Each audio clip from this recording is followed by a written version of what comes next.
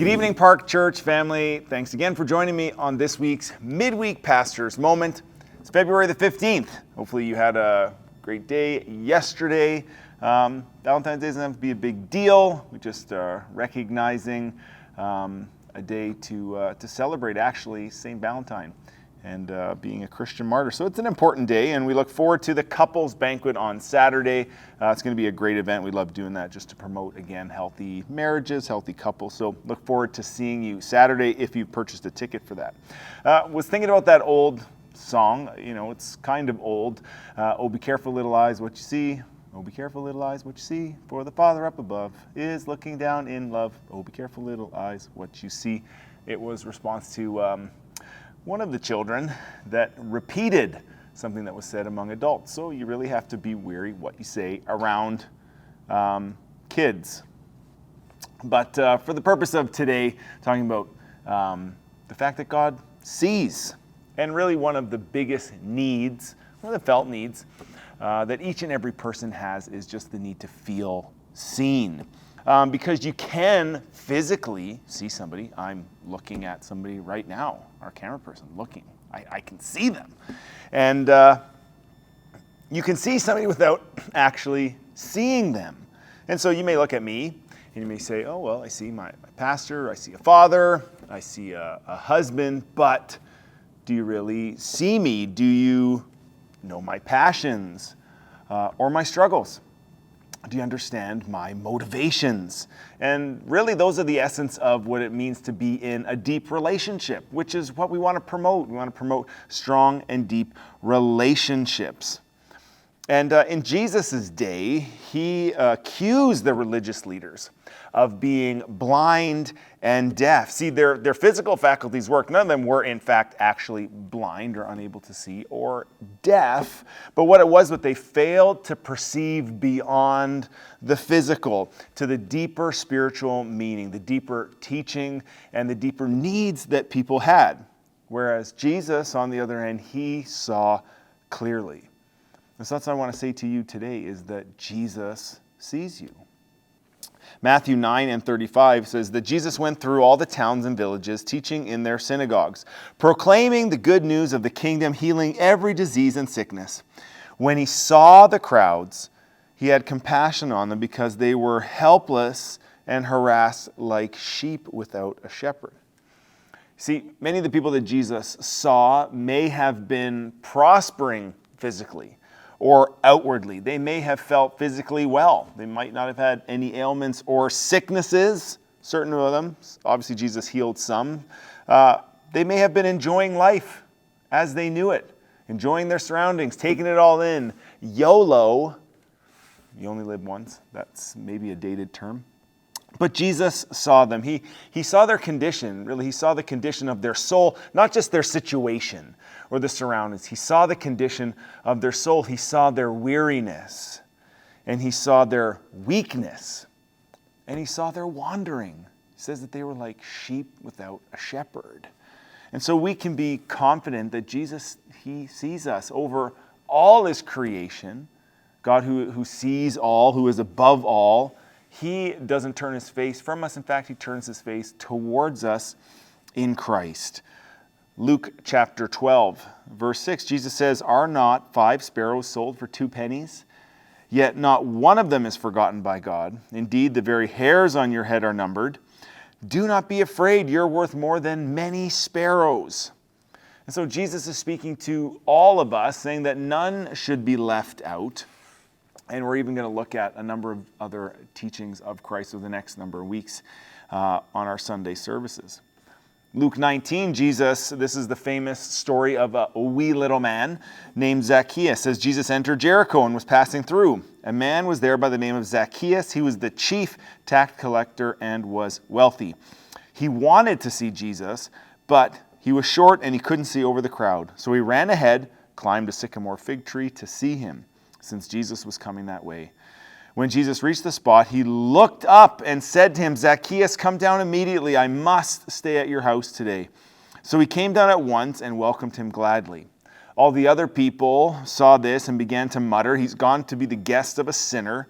But Zacchaeus, he stood up and he said to the crowd, "Look, Lord, here and now I give half of my possessions to the poor, and if I've cheated anybody out of anything, I'll pay him back 4 times the amount."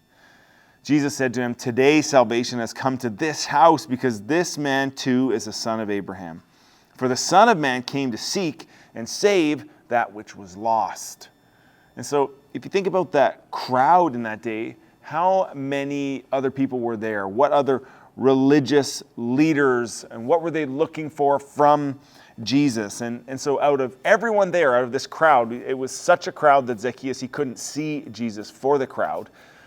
He had to climb a tree, yet out of everybody, Jesus sees Zacchaeus, and it wasn't that he physically saw him, but he saw his heart, and he understood and saw his struggle.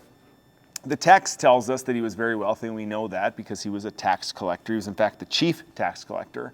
And Jesus had another tax collector as one of his disciples. Of course, you know him to be Matthew.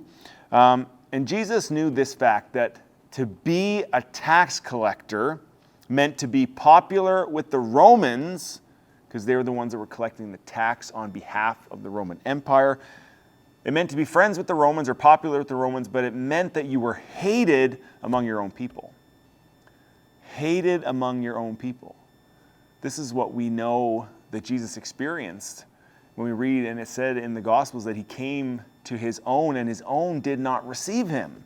He was hated by his own. So Jesus could sympathize with Zacchaeus, how he felt. He saw Zacchaeus, and he was willing to step into his story, and he was willing to show him that though he climbed up to see Jesus, Jesus could already see him, and he knew him. And his life was turned around by Jesus' love, by him seeing him, by him eating with him, becoming a friend, becoming one who was willing to be close to him. So Jesus, he sees sinners. He said he came to seek and save that which was lost. He came to seek and save those that are wandering. And he sees those that are troubled in heart. And so maybe something in you is making you feel like maybe you're wandering, or maybe you feel lost, or maybe you feel unseen. You long to see Jesus, or maybe you think that there's so many others, there's other people in the crowd that are more important. Jesus sees them, but he doesn't see you. But I want you to know that you have the Lord's attention, that Jesus sees you, that you're valuable to him. The Bible tells us we're more valuable than sparrows, and that's setting up this far example that if Jesus cares for the least, which is the sparrows, aren't 2 sparrows sold for a penny, the very least, then the greater is true. If to this very small degree Jesus cares about every single sparrow on the earth, then there's nothing above that he doesn't care about. And that's what he includes you and I. He cares for us. We have his attention. And that's really what everybody wants. We want to be seen and known. So you should know you have your Father's attention today. He sees you clearly, he knows you, and that's why in Hebrews we understand that we have a faithful high priest who sympathizes with our weaknesses, so we can confidently come boldly to him because he sees us. Over the next number of weeks, we're going to be having a series here in our midweek moments about God who sees, and I hope you'll be encouraged by each of those as well. A few announcements before I let you go for the evening. Tomorrow night, starting tomorrow night at 7 p.m. In the Children's Ministry Wing, we're beginning our preparation for our big Easter egg hunt happening on the Saturday of Easter, April the 8th. And so we need lots of help to pack the over 100,000 chocolate eggs that we have. We package them in smaller quantities in polypropylene bags, and we seal them so they're tamper-proof and clean as we get to hide them and spread them all over the ground there at Broadmoor Lake Park. And so we need your help to do this, and we're starting early because we're going to have a number of crafts as well to prepare. So that's going to be Thursday nights beginning tomorrow night, and Shauna Breeden will be helping us out with that. If you're able to help, please, it would help us if you let us know that you are coming. You can call the church office or you can email us info@theparkchurch.ca. As we prepare for Easter, this coming Sunday, we're beginning a series that's going to take us right to Easter weekend. It's called Red Letters, and we're going to be looking at the teachings of Jesus, so you won't want to miss that. Family Day, long weekend is upon us, and we want to do something for families on the Monday. If you're looking for something to do, we have a great opportunity to, for only $30, create your one and only, one-of-a-kind masterpiece. I didn't paint this, but this was done at one of our previous paint night events. And so we're hosting a painting event, and it's only $30. You'll walk away with an original piece of art. We have an artist in our congregation leading the instruction. They're going to teach you, walk you through how to paint it. All of the supplies are provided for that cost, the paint, the canvas, everything. So make sure you go on our website and sign up. Don't miss out. It's going to be a lot of fun. February the 26th is our water baptismal service. And we have a few people that are wanting to go through the waters of baptism. And if you have not been water baptized by immersion since you believed, this is your chance. And I encourage you to talk to Pastor Shea about getting baptized on February the 26th so we can celebrate together. We've had a number of baptismal services over the past year, and they've been powerful and incredible. So don't delay any further. Talk to Pastor Shea and get baptized on the 26th. Also happening on the 26th in the evening is our prayer summit, 1 hour of corporate prayer together. Childcare is provided, so mark it in your calendars. Finally, if you gave to the Park Church in 2022, your tax receipt is available for pickup at the church office or on Sunday at the Welcome Center. So I encourage you to come and find your donation receipt to prepare for doing your taxes for next year. And any of them that are left beyond the 26th of February will be mailed out, but really help us if you can come and pick that up or call the church office and talk to Cindy.